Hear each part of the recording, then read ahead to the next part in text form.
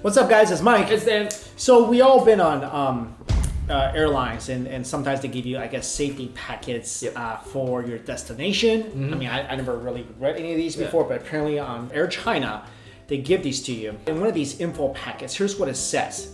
Unshown safety translations at the bottom. London is generally a safe place to travel. However, precautions are needed when entering areas mainly populated by Indians, Pakistanis, and black people.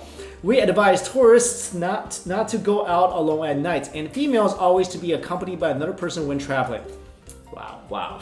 This is literally that's pretty printed and distributed to passengers. That's pretty direct. It's pretty, well, what does the Chinese say? Because it says the same thing. Literally the same thing. Does it sound just as bad in Chinese? Or not as bad? It's the same thing. Oh my gosh.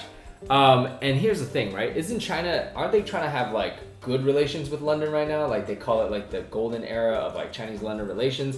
Dude, the London mayor is, his name is Sadiq Khan, so he's Pakistani. I mean, that's a pretty big punch to the gut, okay, we know, we talked about this before.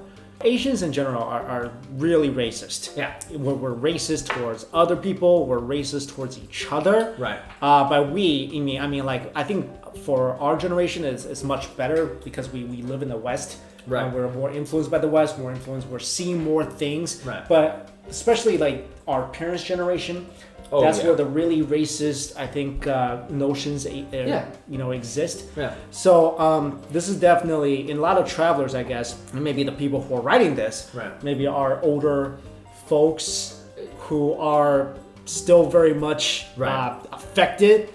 I mean, by this racism, I guess. Like, you're right. This line is literally something that like our parents would have said to us. Yeah.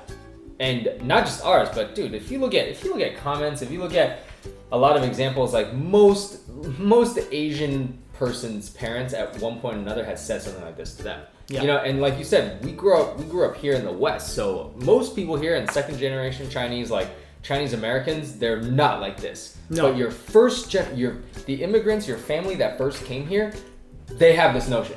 You know, and of course, like we try to break these notions. That's why we talk about racism and we talk about tolerance and acceptance of all races. So, to see this like blatantly written on material like this is just kind of shocking in today's world, especially when like China's trying to have good relations with this country. Well, I just don't understand who was in charge of this that felt that this was appropriate to. I mean, look, our parents say some racist stuff sometimes. But they don't print it. Exactly. They don't write it down and post it somewhere. My parents used to own a restaurant, right? I mean, they would be pretty racist.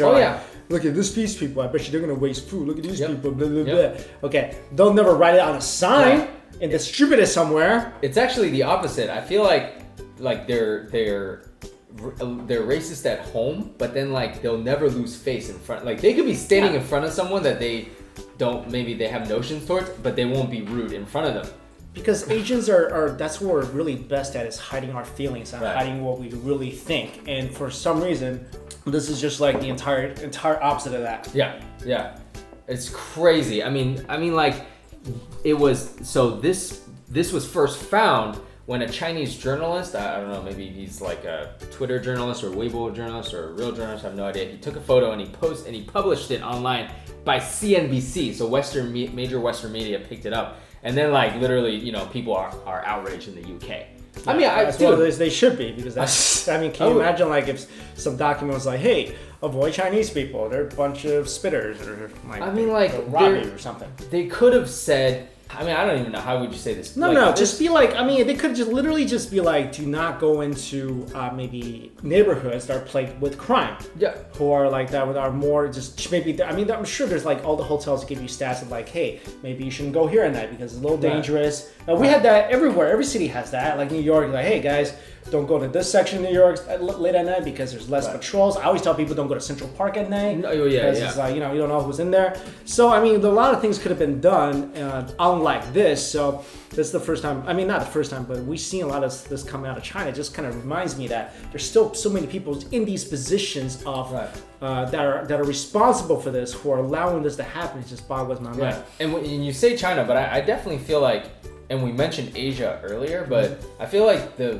racist thing is very much like exhibited by a lot of like Asians in general. East Asia, Southeast Asia, Central Asia. Like, I don't know what it is. Like, over the centuries, like, you just kind of, I have no idea what it is. Why is it that you always hear this from our generation's parents and not so much from, our generation? So I feel like this is definitely something that, like, we don't agree with this. So, try to teach your kids otherwise.